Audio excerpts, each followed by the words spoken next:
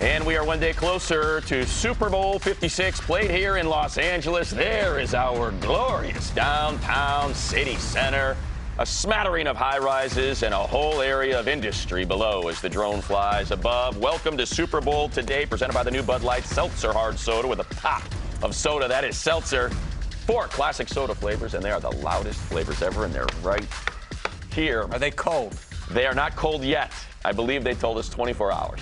Tomorrow, we party. But today, Mike Garafolo, I ask you. Yes. What more did you learn about these two teams yesterday when we departed from this beautiful show we produced for a full hour? Not much. Okay. Still early. I'm pining for the days of media access where they throw all the players in the room and all the coaches in the room, and you got to pick off anybody you wanted. Now it's all virtual here, so you're kind of at the mercy of one question at a time. I mean, I think the Rams even tweeted something out with their guys just kind of like sitting there waiting for the virtual meeting. I think it said virtual meetings. Am I right? Yes. It was McVay trying to figure out if they could hear him. And yes, exactly right. Gone are the days where we have people in outfits and costumes and multiple camera shoots at Super Bowl Media Day. But alas, here we are. And the Bengals arrived yesterday. I don't know if you want to say a day late or however you want to describe it. But in the world of virtual media, no need to get here, I guess, on Monday for Media Day. And a little bit earlier, Joe Burrow was asked about preparation and focus and what's important this week going into Super Bowl 56. It's a little different now that we're out here. You know, it's a little tougher to eliminate all the distractions, but I think, you know, our guys are doing a pretty good job of that. You know, we haven't had any practice yet, so I'm excited to get out to practice today. We just finished up our first walkthrough, so I think once we get into the practice schedule, normal game week, I think it'll be easier. Coaches do a great job of, and they have all year, of adjusting in game. You know, teams have played us differently than they have all the other teams, because I think, you know, we have really good receivers on the outside, and, you know, we're deeper at that position than most people in the league, and so, you know, teams have to play us a little differently. So we have our game plan going in, and then, you know, our coaches do a great job of adjusting and pulling plays from past game plans that they think can be effective throughout that game. So, Mike, we've covered a lot of these Super Bowls. Just kind of thoughts on a team that had the worst record in the league 2 years ago showing up for the Super Bowl, and how to try to limit those distractions. Well, they're trying to limit them by basically talking amongst themselves and reminding themselves that we were ready to go when we left Cincinnati. And what they're doing here is really just polishing up some things. They're not trying to rip up the game plan and redo it while they're out here. They're really confident in everything that they kind of did back in Cincinnati. So my understanding is they were saying that we're amongst themselves. We were ready to go the other day. We had the full week of planning and preparation. So there's a lot of confidence here. Now, it can go the other way, okay? You can sometimes be out here and you got more time and you start to overthink things. Sean McVay really did that a couple of years ago and felt like he learned that lesson. So I think the Bengals did take heed, because that guy right there, Zach Taylor, certainly knows what happened with Sean McVay in the Super Bowl a couple of years ago. So I think they're being cautious about, hey, we really don't want to change too much while we're out here. So that in itself is one of the distractions that Joe Burrow is talking about. I heard our colleague Willie McGinnis talking about it when they went to the Super Bowl with Bill Parcells that first time, and he said you go for the first time and you think you're supposed to do all of these things. It's Super Bowl week, and obviously things are different now because of the lockdown and the virtual stuff, but you do Super Bowl Media Day. You're supposed to show up at these events. You're supposed to embrace the sponsors. And then you realize, oh, we just spent the entire week kind of partying, and we got a football game on Sunday. And he said when they went back in 2001, it was all business. It was all about, and you mentioned this yesterday, that Sean McVay said, I want to treat this like a regular game week. Maybe that is one of the takeaways he had from kind of embracing the Super Bowl vibe of it when he was in Atlanta. Well, it was paralysis by over-analysis for Sean McVay the first time around, and he feels like he's learned his lesson and said, I'm not going to do that again, which is funny, because a couple of years ago when we did have those rooms and we did have those press conferences, one of the things that McVay talked about was not doing that, and then he went and did it. So right. I mean, listen, that's what get back to your point about experience, is the Bengals can say all this stuff and say, hey, we are ready to go, and we're not going to redo things, revamp things, and we're not going to overthink things. Yet they actually might, because you're out here and it's a different environment and it's more time and it can lead to that kind of stuff. So let's see. Let's see if the Bengals can stay confident in what they've already, the hay that's already in the barn. Right. What I'm not going to do is overanalyze, but now that I'm analyzing my overanalyzation, perhaps I'm already overanalyzing. That's exactly how it happened. So it could have been the 49ers. They had a 10-point advantage in the fourth quarter at SoFi Stadium. They had defeated The Los Angeles Rams 6 consecutive times, so close to returning to the Super Bowl after their loss to the Kansas City Chiefs just a couple years ago. Deebo Samuel in the conversation as the Offensive Player of the Year, an MVP caliber performance for the 2021 season. Join Super Bowl Live. Your teammate Elijah Mitchell joined my guys on the Move the Sticks podcast earlier this week, and he had no doubt, Deebo, that if you were a running back, you would have you'd be a 1,000-yard rusher. No question, right? So my question then is, are we going to figure out a way where we can get you over 1,000 receiving and rushing in a season to come? If it would have started, game one, it would have been 1,000. For real?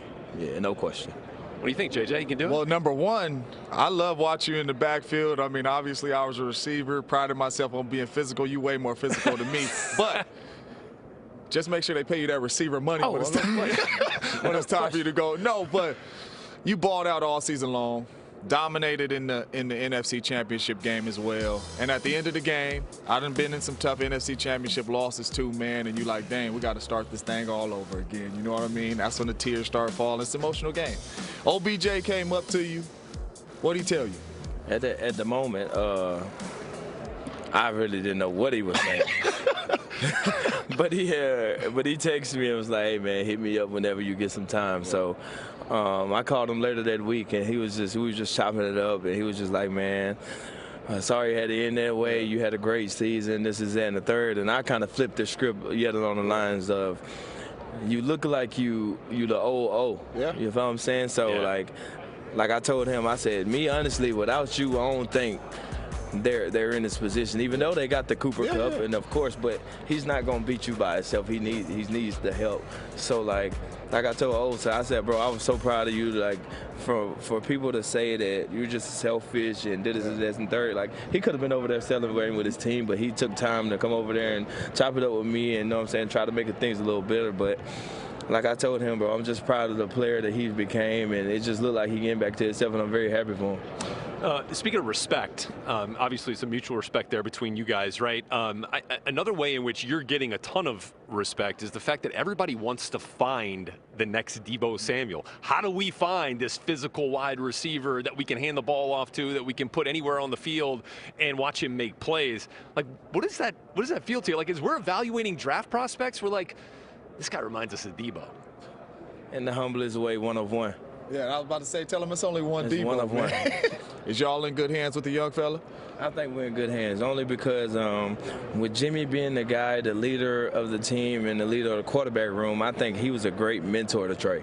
I feel like, me personally, I feel like he was teaching them week in and week out to be prepared to play. Anything can happen in this league. So he was just being that leader, that big brother that everybody needs in this league when they're coming in, especially at the quarterback position.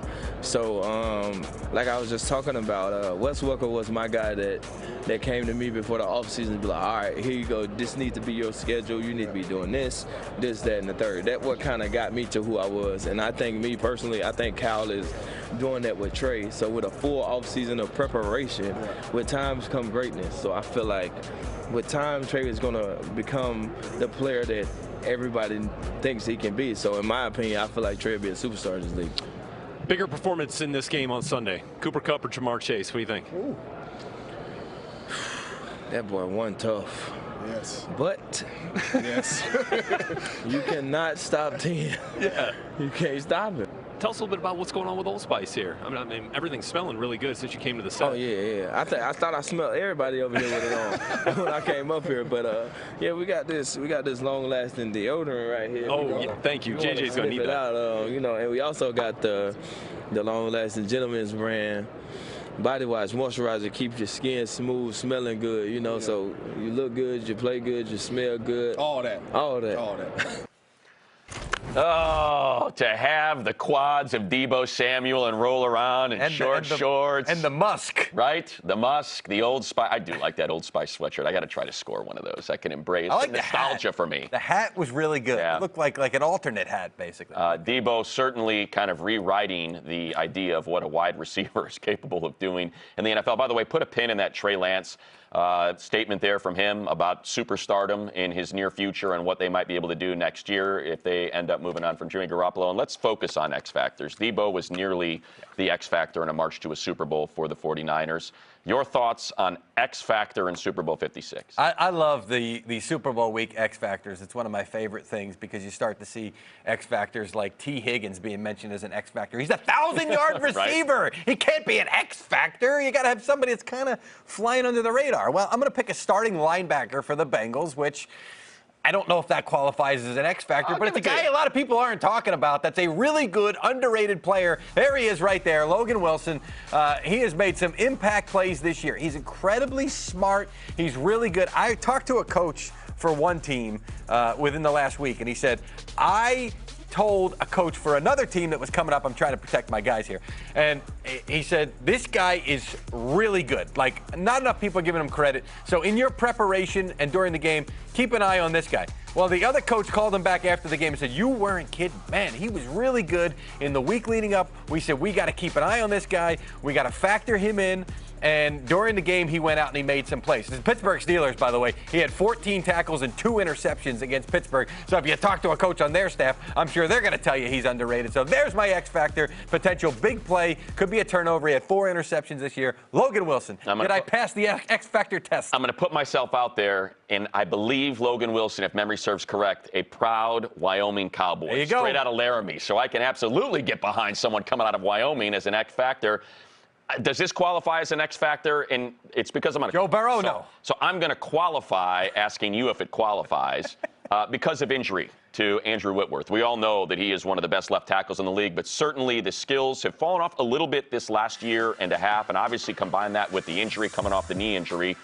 That's a huge deal because Matthew Stafford passing, not under pressure, the best in the league. He's got a passer rating north of 130. It's the second biggest drop when under pressure. It slips all the way down into the 70s when he is under pressure. So if Rob Havenstein and Andrew Whitworth aren't right, Trey Hendrickson, you mentioned Logan Wilson, not mentioned enough. Look, Trey Hendrickson is probably going to be in the conversation as an all-pro.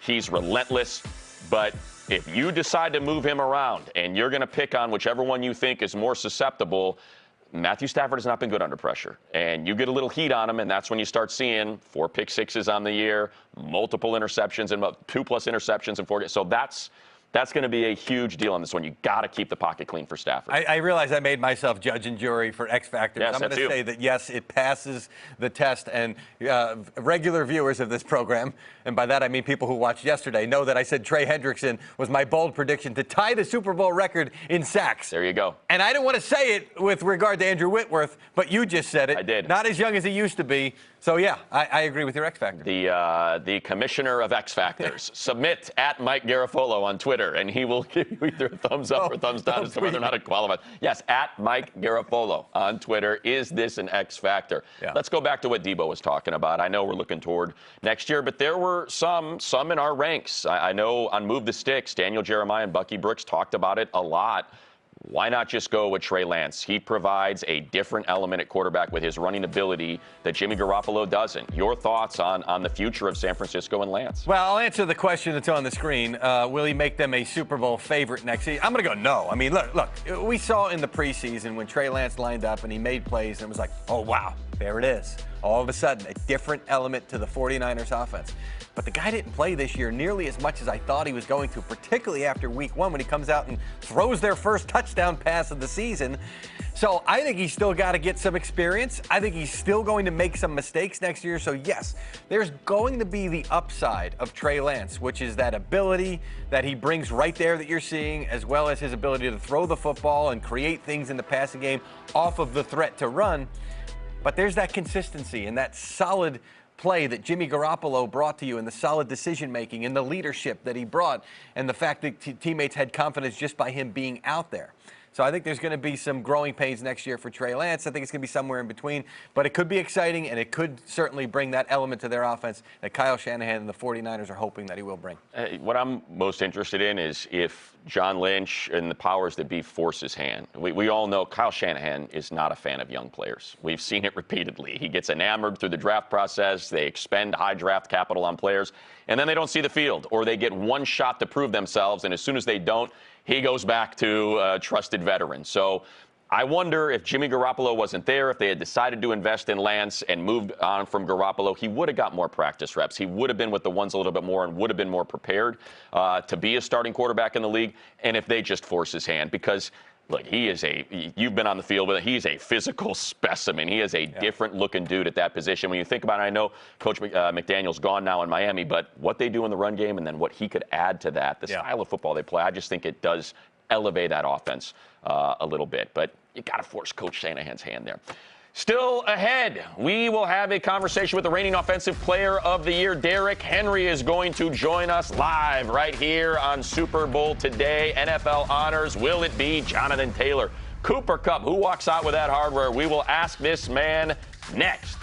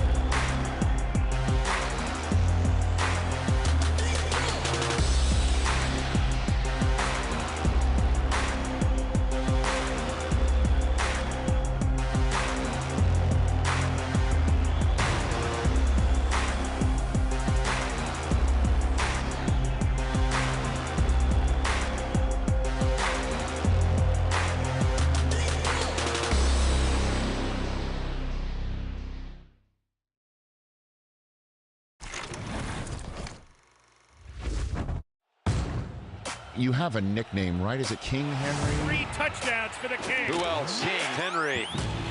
I've got a nickname for you. You are the Diminisher. I love it.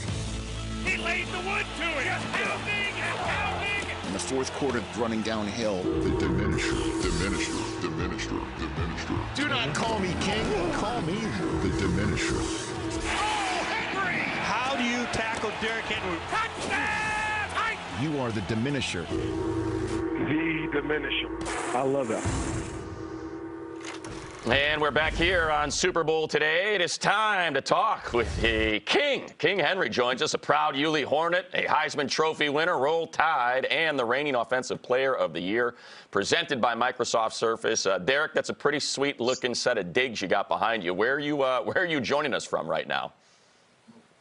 I'm actually in LA at this nice little spot. I'm not exactly sure what it's called, but it's a nice little setup I got here. Derrick, you coming back for the postseason after you were down for a while with that foot injury. Tell us, how close were you? But you can be honest now. How close were you to 100%? And with this foot thing, how confident are you that this is something that's not going to carry forward with you? I know it's something that you got to make sure that you maintain your rehab the right way. Yeah, actually, I felt pretty good the whole week leading up to the game, and felt pretty good during the game. Obviously, I haven't played in a while since week 8, so had to be able to knock a little rust off, and I tried to contribute as much as I could, and even though we came up short, I was just happy to get back and be with the team and, playing the game, just be back with my team. I miss them so much and miss playing ball. It was the first time that this has happened. And, the whole rehab process was smooth. My trainers and everybody I worked with did a great job. So moving forward, I'm just looking forward to training, getting ready for the next season, and getting prepared to get ready to be back with my team when that time is. Derrick, give us an idea, if you can, describe it. We're trying to figure out how this Super Bowl is going to play out. How would you describe that Bengals defense? They certainly seemed to frustrate the offense quite a bit that day. What were they doing that was so effective that got them out of there with the victory? I just think that they run a great scheme, and guys that understand it, that play it to perfection. They have some great pass rushers, experience on the back end, smart players, discipline, and they've been playing their tails off this whole postseason to get them to the Super Bowl. Derrick, anytime a team loses in the postseason, everybody wants answers, everybody wants scapegoats, those kinds of things right away. So, there's talk about Ryan Tannehill, your quarterback, Todd Downing, your offensive coordinator. Let's start with Downing because Mike Vrabel defended him and said, he still believes in him as an offensive coordinator. And then you've got John Robinson saying, I don't know how many times I got to say it, Ryan Tannehill is my quarterback. We believe in this guy. I gather you're still confident in both of those guys in this offense as a whole. What needs to happen going forward to make sure you guys get over the top offensively? Yeah, definitely confident in both of them. Of course, when you lose a game that, the way we did and how close it was, it's easy to do the blame game. But, it's a team effort. There's so many different things in that game that, we wish we would have done different. But at the end of the day, they were just a better team on that day. And, we just all got to just, learn from it, let it motivate us going into next season, add some pieces in the draft, and then, just work hard throughout the offseason. So when we come back, we're better. Guys are hungry. I know they're definitely going to be hungry, knowing how the season ended this past season, us being the #1 seed. But, it's easy to, find a scapegoat to blame somebody for that game. But it's a team effort, and we all know that on our side.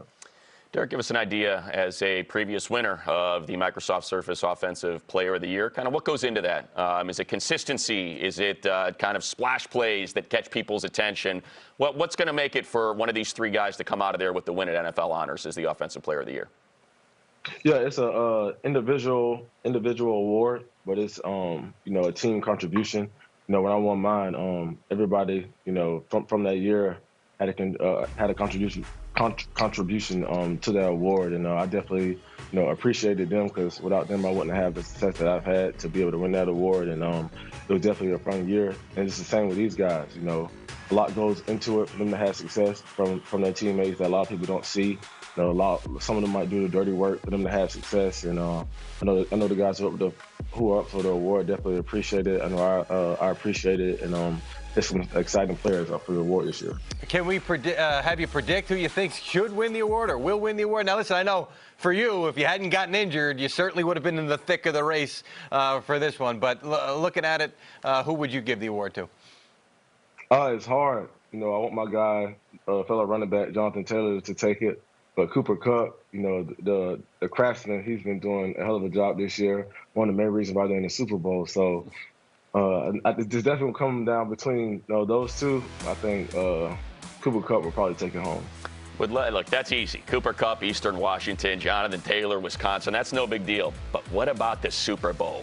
Which university would you like to see lose more? I mean, Matthew Stafford, Georgia, Joe Burrow, LSU, and Alabama, man. Who do you root for in that situation?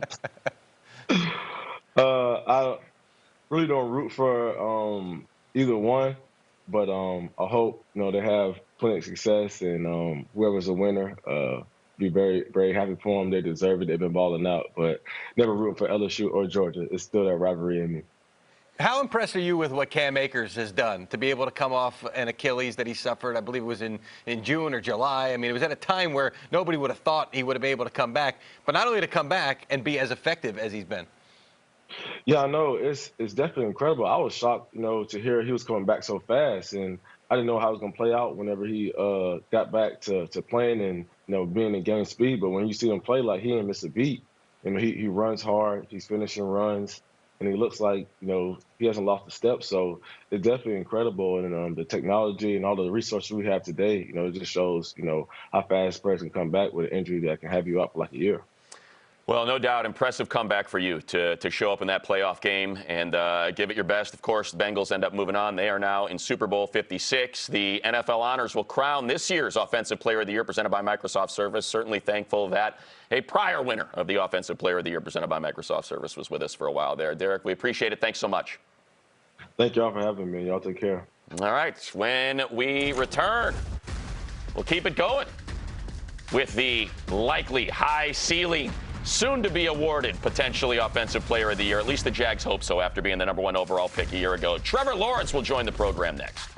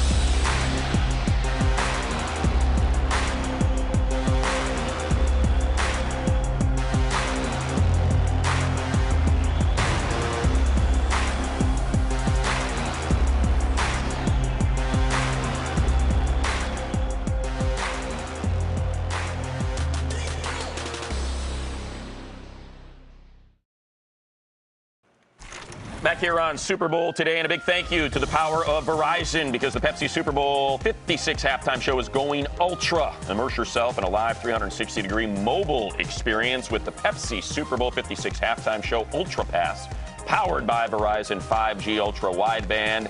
Download the app now. Don't know who the #1 overall pick is going to be in 2022, but in 2021, it was Trevor Lawrence. The Jaguars will have the #1 overall pick again after a 3-14 record. Some highs, some lows for Trevor in his first season, and he talked all about it with Total Access. You have a new head coach. What have you and Doug Peterson been chatting about so far? Yeah, we've talked a couple of times. We talked, I guess Thursday, right before everything was official, and then I got to meet him when he came into town after when he did his media and all that. So I'm really excited. I think personality-wise, we mesh really well. I think we're similar. And just kind of seeing the job he did in Philly and the success they had and the things they were able to do offensively is really impressive. And I do think it's cool, having a head coach who is that offensive guy, who is a quarterback, has that experience to draw from. I'm really excited for that. And I think it's going to be a great combination, and excited to see the rest of the staff come into place and really just get back to work and make all these improvements we need to make in order to have the year we want to have next season. And Trevor, we always know that there is an adjustment from any level to the next level. This first year you're playing, what was the biggest challenge or biggest surprise going from college to the NFL? I would say situational football, I think, is so much more important in the NFL compared to college. I mean, I could count on one hand probably the amount of games in college that came down to 1 or 2 possessions. And in the NFL, it's pretty much every week. You know, you're not going to have many games where you win by multiple scores. And I think that was a big adjustment for me, and realizing the importance of that and just learning a lot. You know, I had a lot to learn this past year and still have a ton to learn. But I feel really good with where I'm at. I think I progressed as the season went on. You know, every game, stat line might not say that, but I just know mentally the things situations I was in and the things I was exposed to. I feel great about the progress I made and where I'm at. But I think that was the biggest adjustment, was understanding situational football and really trying to put us in the best position to win is a lot. It's not as simple as it sounds sometimes. And, you know, I thought I learned a lot about that. A lot of adjustments to be made. But, Trevor, so Joey Cool was the #1 overall pick just 2 years ago. Now in the Super Bowl. No pressure or anything, but what are you looking forward to working on in year 2 to maybe follow down that path? Yeah, I mean, obviously what Joe's been able to do is really impressive. And then especially when you think about, you know, the injury last year too, it's pretty cool to watch, and got a couple teammates in that team, so I'm excited for him. But you know, I think you can't fix everything in 1 year. Obviously, the Bengals, it seems that way, but I know that was probably a few years in the making, and some decisions that they made all kind of came together. But for me, it's just doing what I can do to be the best player I can be next season, not worrying about necessarily everything else that's involved in it, because there's a lot of things, and you know, I can't control everything, but I can control the offseason I have, how prepared I am, you know, how fast I get this new system down, and just getting together with some of the guys this offseason and starting to mesh and click and getting that chemistry right before we get into camp. And I think that'll be really important, and really excited to do that and learn this new offense. I think it's going to be great. But it starts there. It starts with, you know, taking ownership of what you can control. And then from there, you know, being able to lead the team and take everybody with you. You say you can't change everything in 1 year, but we've actually seen it recently, right? In 2018, the 49ers, 4 wins, go to the Super Bowl the next year. Same thing we could say about the Bengals, 4 wins last year. So is there a part of that gets you excited to know, hey, the NFL is different. We can make huge strides in just 1 year? Definitely. It's definitely exciting. It's definitely reassuring, seeing people who've done it in the past, and realizing also that every situation is different, and you can't focus on exactly what everybody else has done, but you do have to take those right steps into making improvements and really putting yourself in a situation to win more games. And, you know, this season we had a lot of opportunities to win, and that's part of it too, is, you know, having the confidence on your team when it comes down to in the last play, last possession, having that confidence that you're going to win the game. And I think we're building towards that, but we need more of that. And I'm confident we're going to get it, but that's something that, you know, you have that, and we probably win 3 or 4 more games last year. So all those little things add up for sure. Now, one thing about you, Trevor, you've always had your head on straight and the proper vision for what it means to be in this league. Now, Super Bowl week, let us know what you're doing with Gatorade. Yeah, I'm out here in LA with Gatorade right now, and really cool. We got to do something with the community, with a local organization called the Woodcraft Rangers, and basically Gatorade gave them a grant, basically paid for all the field time for this kids organization to where they can have a space to play football, soccer. It's a turf field out here. They paid for it through 2024, and got to play flag football with the kids for a little bit, me and a couple other Gatorade athletes, and that was a lot of fun. And just seeing the impact sports have, and especially in a city like Los Angeles, when the space isn't always available for all kids to have an opportunity to play, like that's something that is really cool to be a part of, and ensuring that, you know, at least this part right here, this organization is going to have that field for the next 2 years, and those kids are going to be able to enjoy it and be able to play sports. I think that's super important. Well, Mike, they certainly have the quarterback figured out in Jacksonville. So many scouts excited about the arrival of Trevor Lawrence. Have been talking about him since his freshman year at Clemson. Obviously did not go how the Jaguars would have expected or wanted, but they have the #1 pick again. So your not thoughts? His fault, by the way. No, not his fault at all. Was anything happening down there in Jacksonville that was maybe beyond Trevor's control? Just thoughts about what direction they ought to go, since they don't have to worry about the quarterback at #1. Well, I think it's a good year for them to have the #1 overall pick. the year after already taking a quarterback because it's tackle heavy up top. And that's the way that you are going to protect your quarterback with a franchise tackle. It's starting to feel a little bit like 2013, where it went tackle, defensive end, tackle to start the draft. We could see something like that. I'm going to go with Ikem. I screwed it up. Ikem Ekwonu. There you go.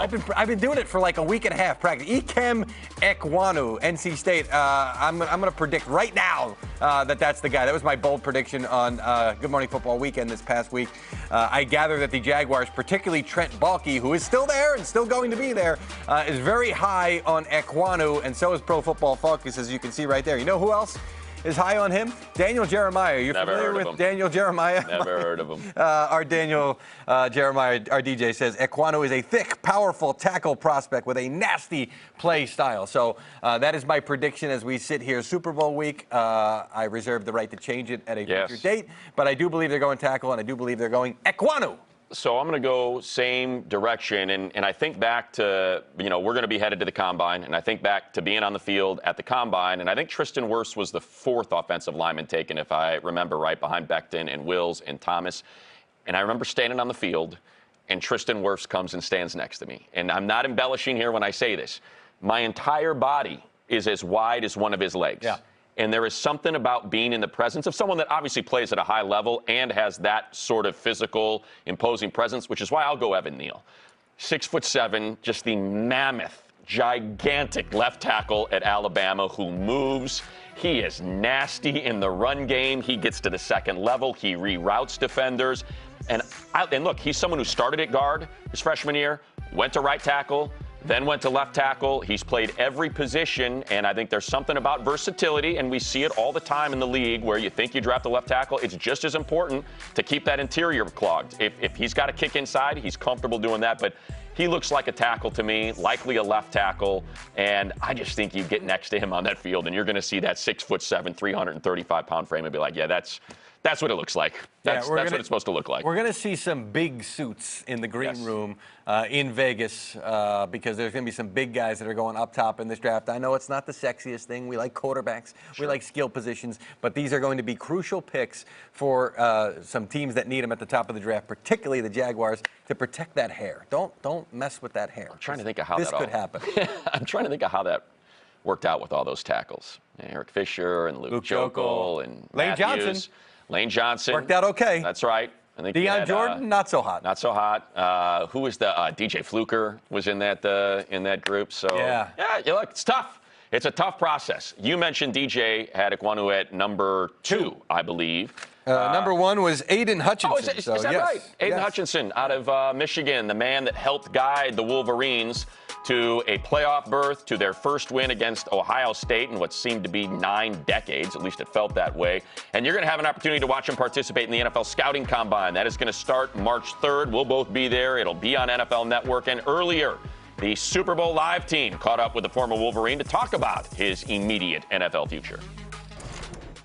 What would it mean to you, Aiden, to be the first defensive player from Michigan drafted in the top 5 since Charles Woodson? Yeah, it would mean a lot. A lot of hard work has gone into this. It's been a very long journey, but a very fun one. My senior year, it was an absolute dream. Like, everything just went right. Obviously, hit a lot of adversity in it, but, we saw the light at the end of the tunnel. We kept pushing through all that, but, it was a great season, and now I put myself in a great position for the draft, and I'm really just excited for what's to come in the next couple months. No school, but plenty of studying in your future coming your way. That's it does not end after college. But let's bring in Daniel Jeremiah, the man who has you ranked number 1 overall in his top 100. DJ, ask this man a question. Well, I want to ask him a question I've been dying to ask him since the season ended. Is that how many times did Georgia hold you and it didn't get called in that playoff game? Because I've watched it several times back and I lost count. So I was just curious if you knew. Look, it was happening the whole entire season. I was getting held, and sometimes they called it every once in a while, but I'm sure that problem is not going away anytime soon. So I'm prepared for it, and that Georgia game, I moved on. Getting held everywhere, but it's all good. You got to fight through it to be a good player. I know that had to be frustrating. What wasn't frustrating though was the Ohio State game. How big was that for you guys as a team, as a program, and for you individually to have the game that you did against your big rival? Yeah, I mean, that game was the highlight of my career at Michigan. I mean, that was all that hard work put into one game right there, and it was the perfect scene. It was snowing. I broke my dad's record, then I broke Michigan's record in that game for sacks, and then we also beat Ohio State. So I mean, it was a great day individually and also as a team. So you know, we finally you know, got that off our back and finally beat them. How about this combine that's coming up? Colleen mentioned it. We're not far away from it. Everything I've been told by the folks at Michigan is that you're going to absolutely destroy this thing with your testing. Are you going to do everything when we get to Indianapolis, and what should everybody expect?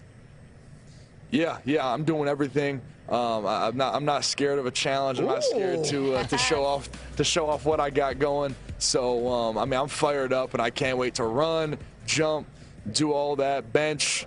And, you know, it's going to be a lot of fun, and I can't wait for it. Oh, Aiden, man, it's been so fun to study you through the process. I'm looking forward to watching you go through the whole thing. Last one, the Detroit Lions have the second pick. It'd be a unique scenario where you could just get a tank of gas. You could go join your future team. Have you thought about that possibility? Yeah. I've thought about it. At the end of the day, I don't really have a decision, which is cool for me. I just get to, you know, work as hard as I can and you know, blow up the combine, and then you know, just wait and see who picks me. So I know whatever team picks me, they're going to get everything I got, and that's that.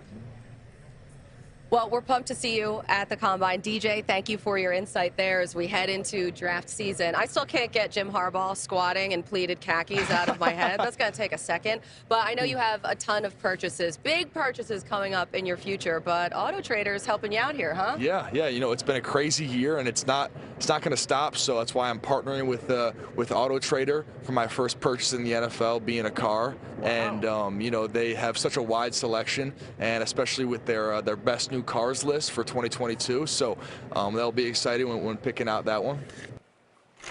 All right, from the NFL future to the NFL present, the immediate present. We will dig into the pass catchers. Two high-flying attacks going to do battle in Super Bowl 56. We'll focus on the wide receivers here on Super Bowl Today next.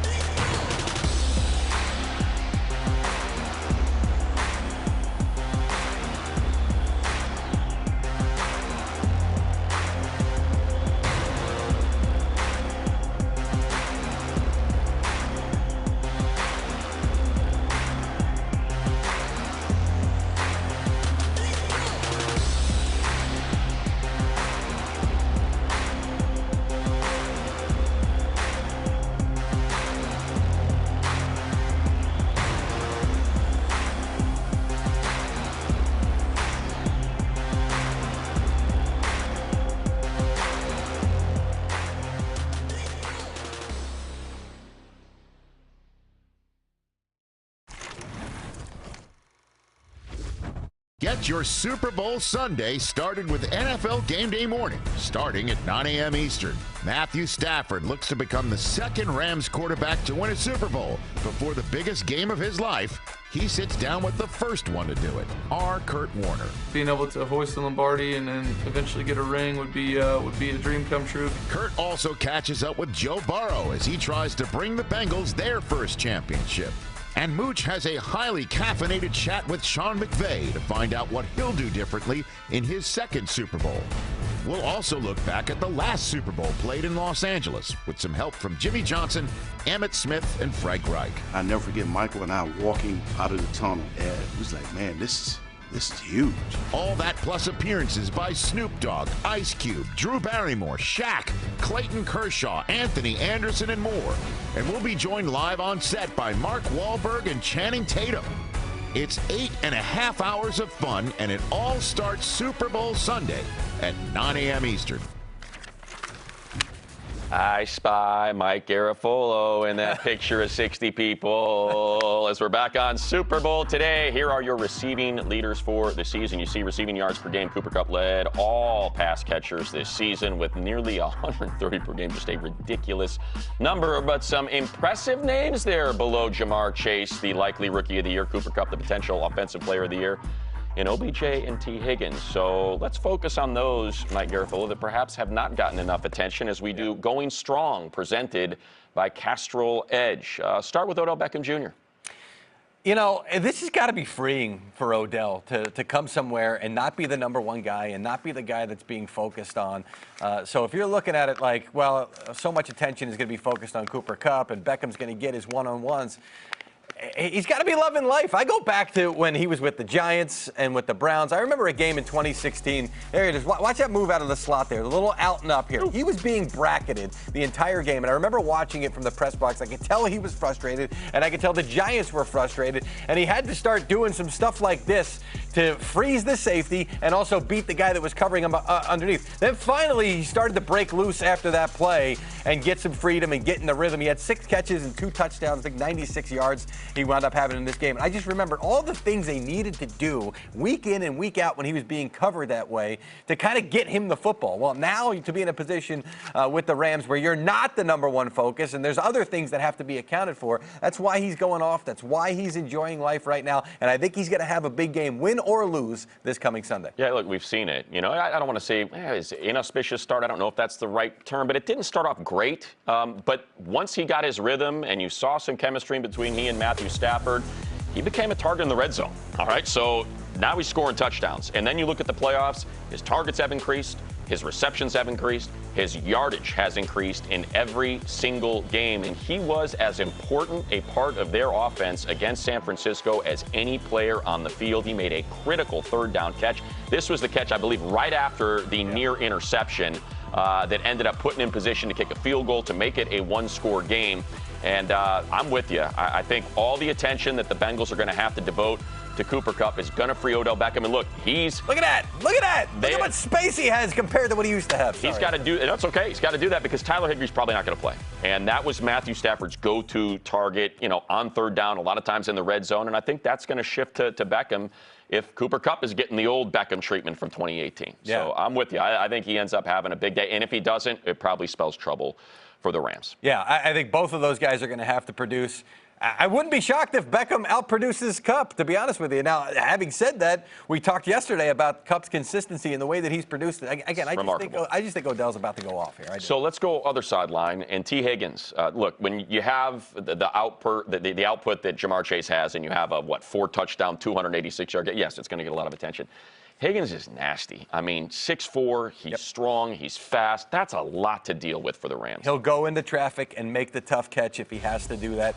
And then one of the things they've really done a nice job of, I've seen it throughout the course of the season, is with all that attention that's focused on Chase, he'll kind of come and run underneath some stuff. So they'll send some stuff vertical or do whatever they have to do and say, hey, look over here. And then Higgins is coming underneath it or around it or something. So I think they're going to scheme up some stuff. He's going to get his catches on Sunday, too, as well. I think T. Higgins, I don't know, 5-6 catches, I'd say, at the very least for T. Higgins on Sunday. I think a lot of it is going to depend on the coverage and what they decide to do with Jalen Ramsey. If he is going to shadow Jamar Chase and Deion, who's all of, what, 5'9", is trying to figure out T. Higgins. Plays like he's 6'3". He does, but you know, when you've got Burrow, who's so good at putting that ball in the precise location to turn 50-50 balls into 60-40s or 80-20s in the case there, that's going to be something that Raheem Morris is going to have to figure out. That's why I don't think Ramsey shadows Chase the whole day. I just can't envision that, because I feel like between Boyd and their size and Higgins and his size, it's just going to be too much for everyone else to have to keep track of. Well, it would open up what I talked about, which is if you're going to put all that attention on Jamar Chase, we've got guys that can make plays, and we can spend our 2 weeks designing stuff to make sure that that happens. And Zach Taylor's smart enough to know how to create that stuff. Yeah, no doubt. They scheme it up. They scheme it up to the boundary. They scheme it up to the wide side of the field. It's going to, we keep saying it, the passing games are going to be impressive. I just feel it in this Super Bowl 56. Well, from the pass to the run, we go back in time to when you would hand the ball to a rookie running back 500 times. Najee Harris carried the offense in Pittsburgh all the way to a postseason berth. You will hear from the Alabama Crimson Tide rookie next.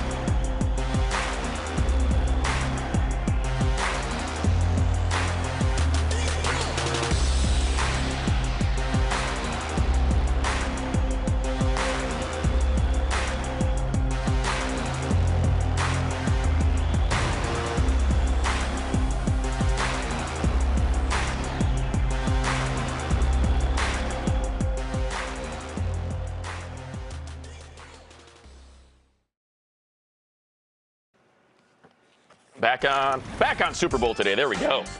Super Bowl Today presented by Bud Light, Seltzer Hard Soda. Oh, Philippe, the original. They created the French dip sandwich. The oldest restaurant in all of Los Angeles. Cannot recommend it enough. You get the lamb double dip. I like it with the Swiss. Oh, look at the pickled eggs, the slaw. It was an accident, you know. The bun fell into the au jus where the roast beef was marinating, and the police officer, said, "I love that right there. Delicious." The Bender family, God love you, and Philippe the original. All right, Najee Harris, 1,200 yards, 7 touchdowns. That was the leader when it came to rookie running backs this past season. He, a little bit earlier, caught up with our friends over on Super Bowl Live. So you led all rookies in scrimmage yards. You led all running backs in catches. You had the most rushing yards in franchise history. You were the first rookie in NFL history to have 300 touches and 70 catches. Should I keep going? Because I have a bunch of stuff on here. Offensive Rookie of the Year. You agree? You should get it? I do. You don't have to say it. I think you should. He's speechless, ladies and gentlemen. Man. You're not going to say, oh, absolutely not. After all that stuff you name, I think somebody else who got a pretty better season. There's somebody else out there who had a pretty better season as a rookie than me. So, you know, it's okay if I don't have it, but it's okay if I do win it. I think that Jamar had a pretty good year, though. Yeah. I'm a fan of football, you know what I mean? I'm honest. I always got to be honest myself. I think Jamar got that, though. Let's get the elephant out of the room. Big Ben, you know, with him stepping away, retiring. What was that year like to be playing with a quarterback you knew? You know, a lot of times as players, we think this is our last year, or we're never, you're always one play away from not playing anymore. Having to go to practice and playing in the games with a guy that you knew, it was his last year. This was his last game. Yeah. So actually, me coming there, and I met Ben and in his house. We had to eat. We had a dinner, and he told me, he said this is his last year. So he said that, you know, I'm gonna need you to do as much as you can, you know what I mean, to make my last year special. So you know, I took that to heart, and then, you know, I just try to do everything I can to help us win. You know, we came short a couple games, you know, lost in the playoffs, but you know what I mean, I can go out saying that I did everything I can to help him. You know what I mean? So that's really all that matters, you know. And he went out, had a win at Heinz Field, and he had a great stellar year. He did a lot just for the NFL in general. I tell a lot of people that. So, you know, it's just a great way for Ben to go out. So in this game coming up, Super Bowl 56, there are a ton of LSU guys playing in it. Can you even watch it? Is that allowed?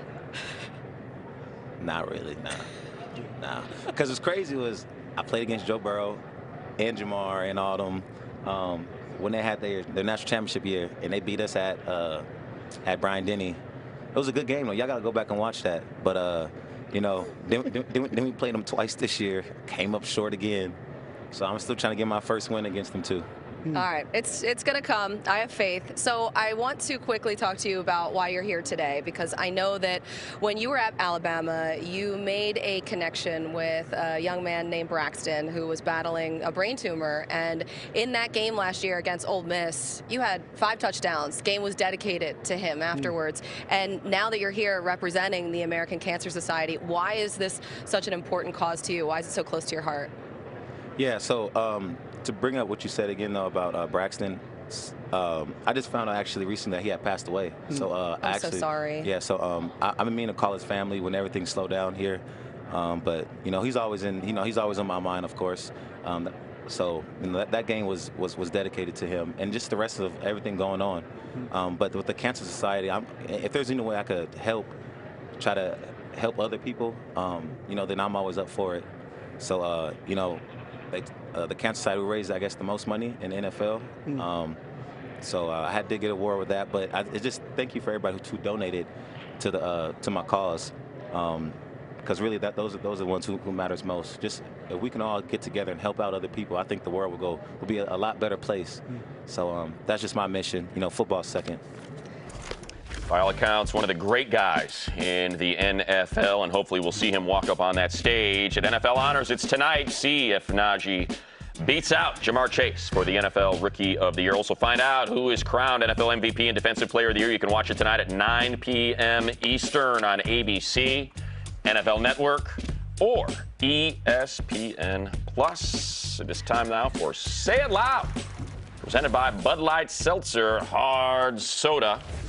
Time for some bold predictions. We're doing it, huh? I like the hat. I'm going to take the hat. Listen, tomorrow we want you back, because tomorrow I'm taking the hat and I'm hitting those. I'm hitting them, and I'm going to hit them hard. I'm just letting you know right now. There's going to be at least one of those taken down. Friday somewhere. That's right. Hey, exactly. Start today. It'll be Bud Light Seltzer Hard Soda 30 is what it will be. So let's get to our NFL honors, projecting some of the award winners. So why don't we start with the big one, MVP. Who wins? Well, sound effects. Right. We added sound effects today, ladies and gentlemen. Crack that baby open. It should be Aaron Rodgers based on how that is written right there. Most valuable player. But here's my hot take, ladies and gentlemen. We got to change the name of the award. We got to call it Most Outstanding Player. Because when you go most valuable, people think value. And that's why it's quarterback after quarterback after quarterback. They're really going with these sound effects. But if you change it to most outstanding, now Cooper Kupp's got a fighting chance, right? This is the guy that won the Triple Crown in the receiving, and you say, boy, for what he does, for what he brings to the game, no one was more outstanding. See, now the graphics lying to you right now because it's still most valuable. Sure. And so I'm telling you, it's going to be a quarterback, and it should be a quarterback because if you take Aaron Rodgers off the team, you know what's going to happen to the Packers. If you take Cooper Kupp off the team, absolutely it's going to hurt them, but not the same as if they lost their quarterback. So until we change the title of the award, it's going to be a quarterback, but we should. There's a hot take. All right. Well, I guess in the fictitious world of Mike Garafolo, you get to change the name of awards, and that change who gets to win it. I'm a man that abides. The dude abides. I abide by the rules, and the rules say most valuable player. And you know what? No, it's not Aaron Rodgers. Wow. It's Josh Allen. That's the most valuable player. Did you watch late in the season when it was in the balance, when the Patriots were ready to remind the Bills, oh, you had your window and you blew it. And now we're back. What does he do? He goes in to Foxborough and he humiliates Bill Belichick. Humiliates him. 300 yards passing, 100 yards rushing, 3 total touchdowns. And then, even in a loss, I want to accentuate in the loss, it really is the most incredible single game performance I saw all season. What he did in Tampa was ridiculous. It was ridiculous. Trying to drag that team to victory over the finish line. Again, 300-plus yards through the air, 100-plus yards on the ground, touchdowns throwing, touchdowns rushing. He is so important to every single thing they do. He was their rush attack. He was their pass attack. He's the most valuable player, and I know it's not a postseason award, Mike.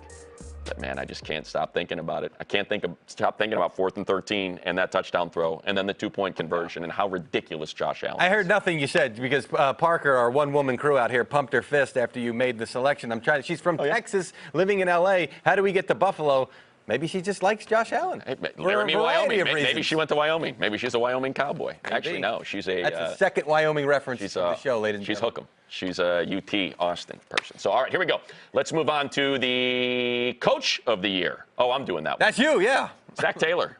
All right. They were picked by all accounts to finish last. It was said to be the most competitive division in all the NFL, the AFC North, with the Ravens and the Steelers and the Browns. And the Browns were going to make that next step. Yeah, they won a playoff game last year. They were able to vanquish the Steelers from atop the AFC North. And the Bengals were just an afterthought. Joe Burrow coming off the knee injury. You know, is Zach Taylor really the right guy? And they end up winning the North. They rest their starters. And Zach Taylor, embattled, had to assimilate a bunch of new faces. They did a ton in free agency, and they end up winning what I think is probably the toughest division in the NFL this year. I think it's Zach Taylor. Yeah, we had the advantage of looking at the postseason. You know, we talk about it being a regular season award, so probably not going to be this guy right here that you're seeing on your screen because of when the votes were taken. This hat, man. It's great. All right. I think it's pretty great. You got Defensive Player of the Year. I do have Defensive Player of the Year, and it's T.J. Watt. This is an easy one. We don't have to break down what the title means. He's a defensive player, and he defended better than anybody. 22.5 sacks for him this season, a new record. The guy was just absolutely phenomenal, and what he did in the pass rush. That's what I'm trying to say. Pass rush. I'm new to football, as well as defending the run and knocking down passes and making plays in space. The guy was just phenomenal. He's an incredible player, and he deserves every penny of what they gave him before the season, and probably more now. Maybe renegotiate. What do you think? I feel like comeback player of the year is easy. It's Dak Prescott. You know, you thought about the injury. Everybody devastated. He goes into free agency. You could argue for Burrow, couldn't we? Absolutely. But you're going Dak. 100% you can, but listen, you said we got postseason to think about, but 12 wins for that team, you know, he was great. He was great. I feel, see, now you did that to me. And I was going to do it, too. And I wasn't going to take Dak, and I was like, you know what? Everyone's going to say, why does everybody hate on Dak? Sitting here in a bucket hat. I know, just two guys in bucket hats. But, yes, I'm going to give it to Dak Prescott. That was a gnarly injury. That was nasty, and he ends up coming back and throwing for over 4,000 yards. Closes strong. It was a bad matchup for him. They both were gnarly. You're absolutely right about that. You're absolutely right about that. You could give it to either guy. I was like, I already did Zach Taylor, and we're talking about the Bengals all day. Hey, we're still here. We are, but we're leaving. We're going to be back tomorrow, though. And see this? When I come after you, you got no chance tomorrow. No chance. And my belly is where you're going. Thank you, Mike Garafolo. We'll be back in my tomorrow. belly. Thanks for watching Super Bowl Today, presented by the new Bud Light Seltzer Hard Soda. Seltzer with the Papa Soda, offering 4 classic soda flavors, the loudest flavors ever.